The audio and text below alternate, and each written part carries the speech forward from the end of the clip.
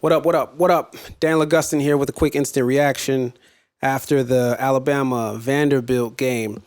Listen, man. I don't even want to do this like this is just all about the SEC and, every team in the SEC is so good that I'm not going to do that. Because there are teams in the Big Ten who absolutely, I believe, can give Ohio State and Oregon headaches. So I won't do that. What I'm going to do is this. Let's not look for excuses. Let's just keep it real. Let's keep it 1000% real. Every team's got weaknesses. And if your strengths can exploit their weaknesses, you have a good chance to win the game. Period and point blank. Now, if you don't know your strengths, if you don't know your identity and you go into a game and you decide you're going to play this game like they play so that you can play like them and you can beat them at their game, you won't win. I don't care who you are. I don't care what kind of athletes you have. You don't practice like that, so you won't win. Your team is not going to just be able to put up some kind of magical performance on game day that they don't put up every single week at practice. We watch these teams play and, you think you know the team because of how impressively they beat somebody. How well they beat somebody does say a lot about them, but it says there's a lot more to the story than the points. So first of all, the first thing I'll say is look at the score. Vanderbilt beats Alabama 40-35. Alabama, they're a great team.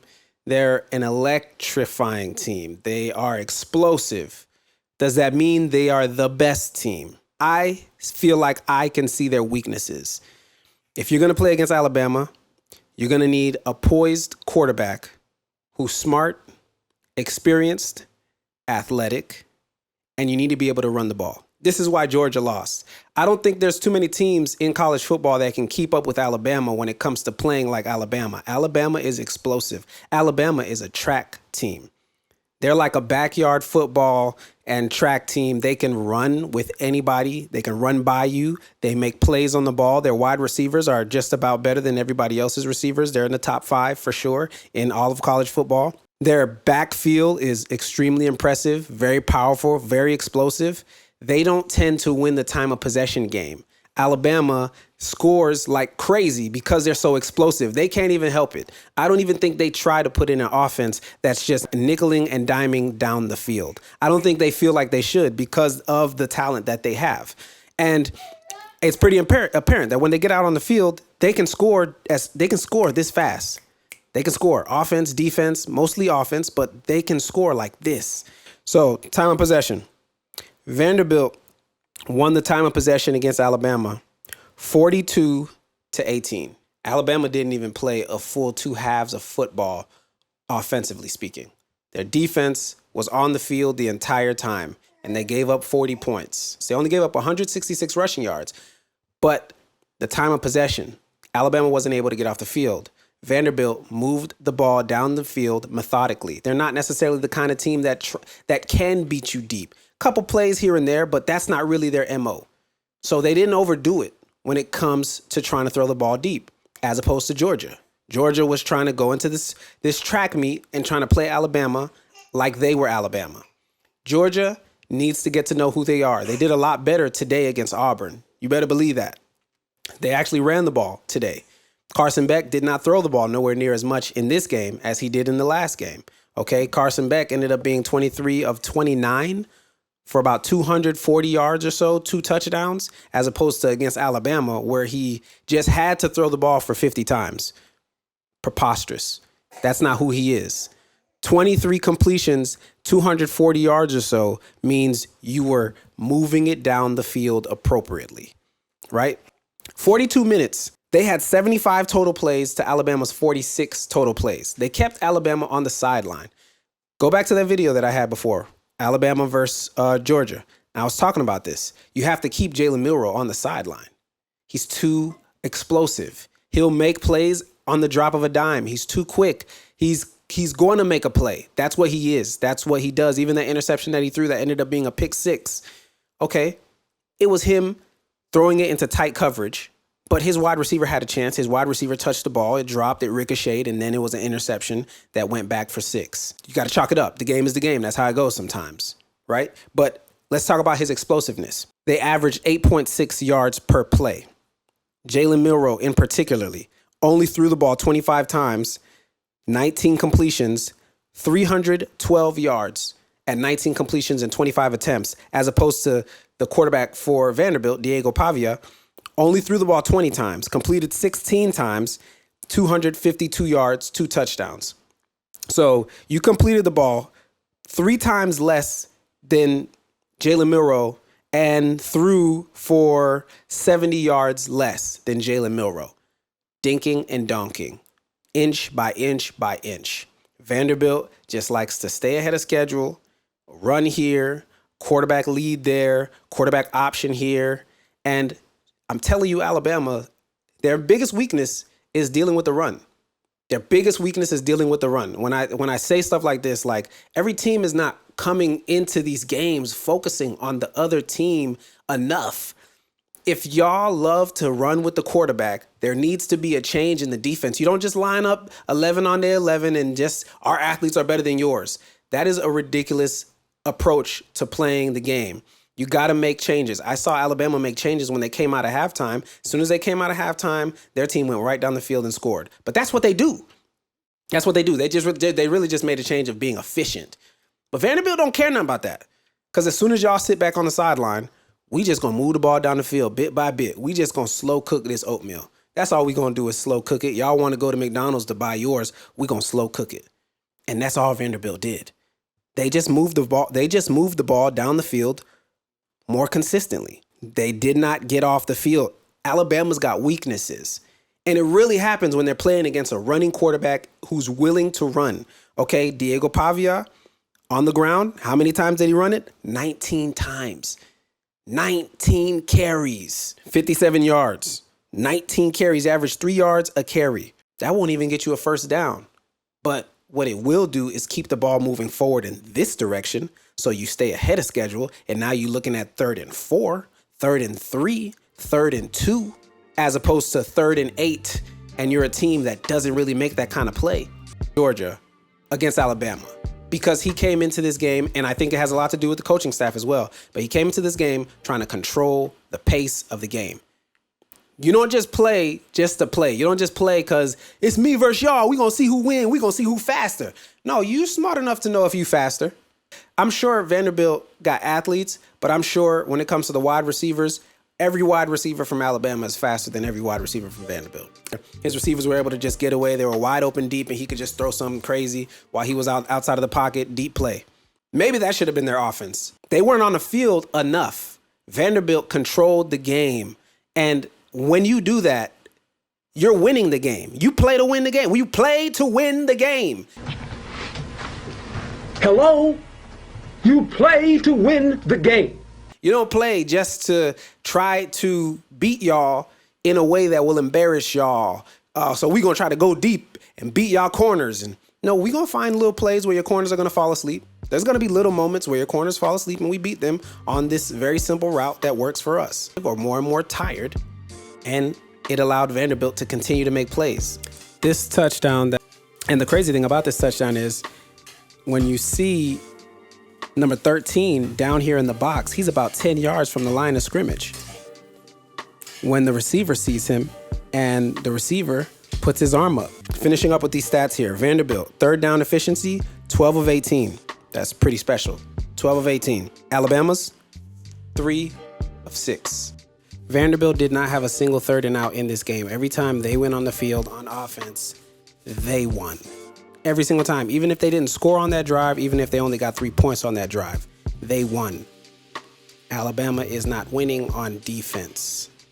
Maybe when they blitz, they're able to get pressure on teams who want to throw, but they're not stopping the run. They're in the middle of the pack when it comes to where they're ranked with their rush defense.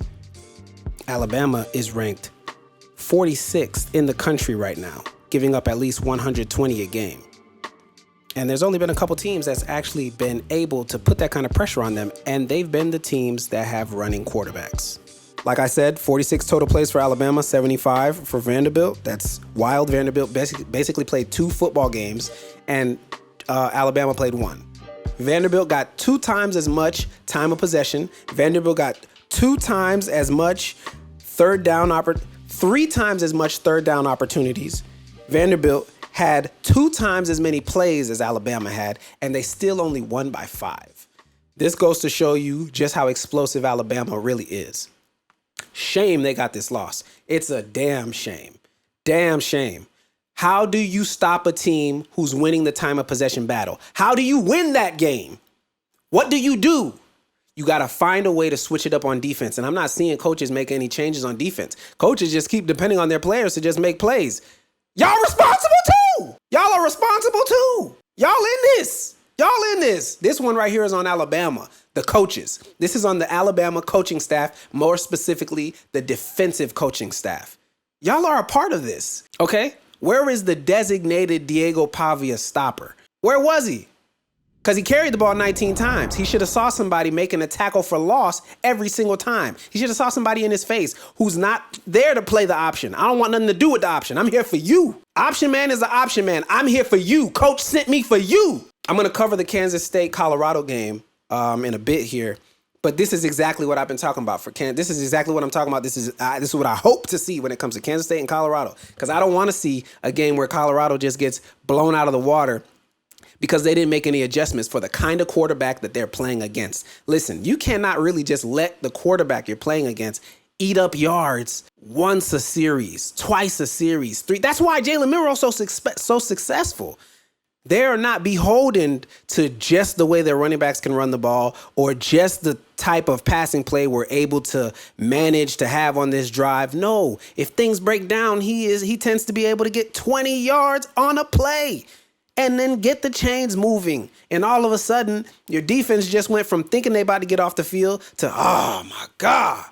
All right, man, let's get back out here and just try to stop him again. And then, oh, man, now he done did it again. It's a touchdown, and now we down 7-0. Oh, damn, we down 14-0. Now you start thinking you can't win. And before I wrap this up, let me pull up what I was going to say about USF and Alabama. Interesting tidbit here. Alabama won that time of possession battle, but USF won the rushing yards battle. USF put up 206 yards on the ground, and more specifically, the quarterback, who threw 15 of 35, 103 yards, no touchdowns. That's why USF couldn't continue to compete in that game because they didn't have enough production in the air. But that quarterback in particular ran the ball for 23 carries, 108 yards on the ground, averaging 5 yards a run. I'm telling you right now, Alabama, a team that does not make adjustments is a team that is not flexible enough, in my opinion, or deserving enough, in my opinion, to be crowned the national champion. I think Alabama would absolutely lose if he can. I believe Alabama can lose. Let's just look at Alabama's schedule before I just start listing random teams. I'm listing teams that I think they might meet in the playoffs, though. But their schedule, essentially, they got South Carolina coming up. Lenore Sellers can absolutely do damage to them, but I think South Carolina is a bit too all over the place. They're inconsistent. South Carolina's probably going to get their brains beat out. Tennessee's a team that I think could beat them. I think Alabama will beat LSU. I think Alabama will destroy Missouri. And I think Alabama might see some challenges when they play Oklahoma. I think Oklahoma just needs to be consistent enough in the air. If you can mess around and get 200 in the air and 200 on the ground, and at least 35 minutes or so, time of possession, you can beat this Alabama football team. Because their coaches ain't making no changes. Their coaches, I guess, just expect that the players are supposed to make it all happen on their own. Stop putting it on the players. Y'all over here getting paid millions too.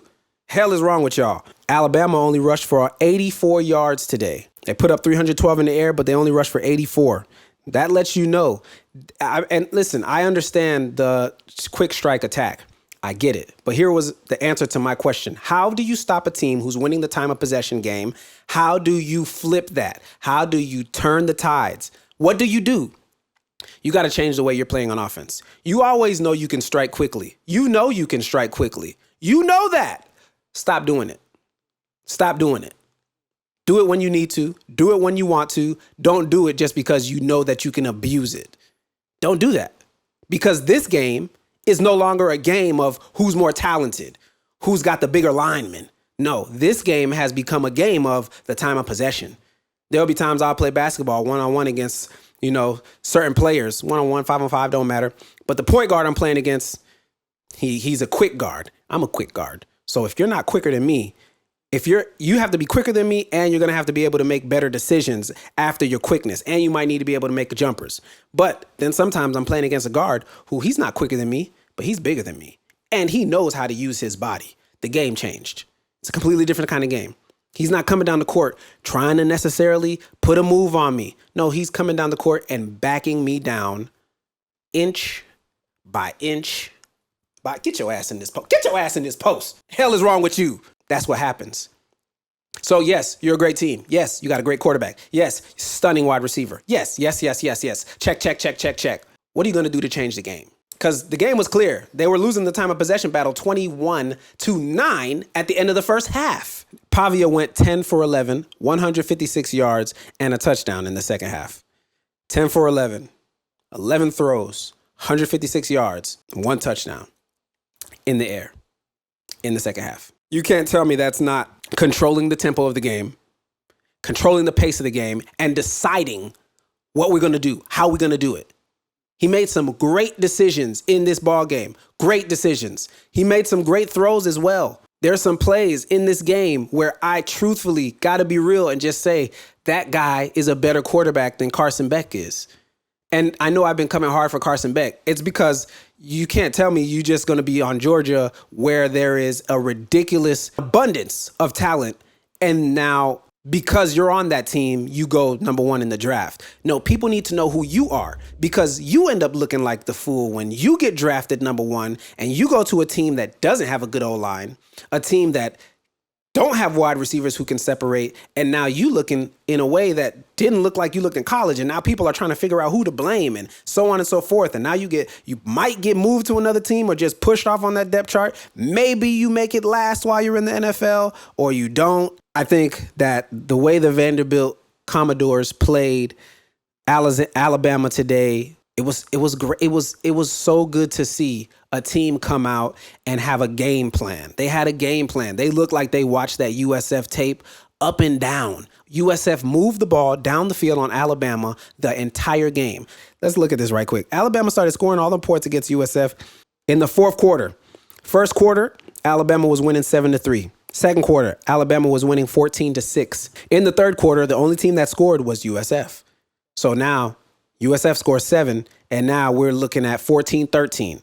In the fourth quarter, Alabama scored 28 points to USF's 3 points. Alabama is a team that can score in a moment's notice.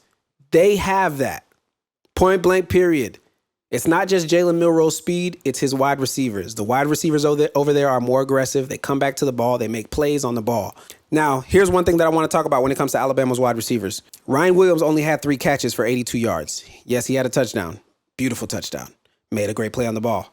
Every time I'm looking up at the camera like that, I'm saying that because I'm low-key trying to shade Georgia's wide receivers. Don't know what that was last week. I just can't get over what I saw and what I didn't see and what y'all didn't put on the tape. I'm seeing so many receivers come out and make plays on the ball.